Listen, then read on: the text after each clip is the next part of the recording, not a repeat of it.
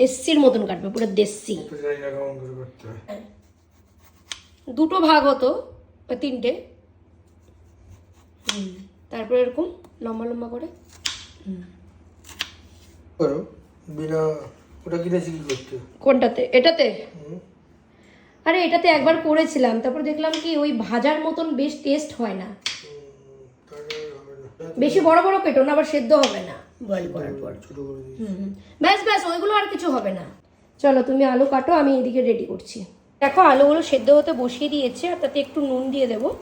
এবার দেখো আলুগুলোকে মানে একটু সেদ্ধ করে নিয়েছি, জল ঝরিয়ে নিয়ে তারপর সেখানে অ্যাড করব হলো চালের গুঁড়ো।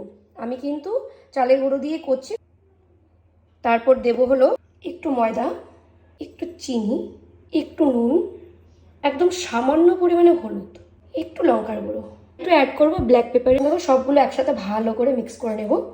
আমি আগেও বলেছি আর এখনও বলছি, এটা কিন্তু একদম দেশি স্টাইলে আমি বানাচ্ছি, যেটা পিঙ্ক খেতে অনেকটাই পছন্দ করে, আমাদেরও খুব ভালো লাগে। জানো তো এই ফ্রেঞ্চ ফ্রাইটা খাওয়ার জন্য পিঙ্ক খুব বায়না করছিল, তো ভাবলাম আমি যখন বানাবোই তাহলে তোমাদের সাথেও শেয়ার করি এই যে রেসিপিটা। ঠিক রেসিপি না বলতে পারো, পিঙ্কের ভালো লাগে। আর সন্ধ্যাবেলার খাওয়ার টাইমে আমি কিন্তু প্রায়ই এই জিনিসটা বানিয়ে দিই। অনেকেই জিজ্ঞেস করেছো কি পিঙ্কে আমি কি সন্ধ্যার টাইমে দিই মানে খাওয়ার জন্য, তো কখনো আমি এমন করে ফ্রেঞ্চ ফ্রাই বানিয়ে দিই বা কখনো সুজি দিই। চলো তাহলে আলুগুলো ভাজা যাক।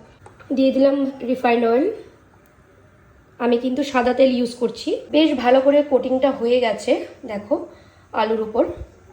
এখন আমি এক এক করে তেলে দিয়ে দেব।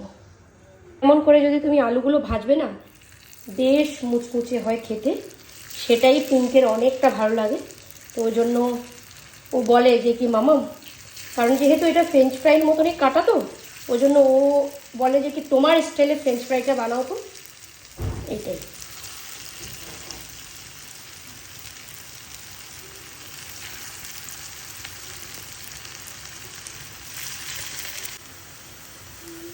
এই তো উল্টে পাল্টে আমি ভেজে নেব। বেশ একদিকে হয়ে গেছে, এই দেখো। তো আমাদের ফ্রেঞ্চ ফ্রাই একদম ডান, দেশিওয়ালা ফ্রেঞ্চ ফ্রাই। পিঙ্কে দেখতে পাচ্ছ, সামনেই কিন্তু দাঁড়িয়ে আছে। বাবা ধরবি না কিন্তু, ধরলেই কিন্তু গরম ছাকা লেগে যাবে। সবাই দেখে ফেললো কিন্তু, তুমি যে ফু দিচ্ছ ঠান্ডা হওয়ার জন্য।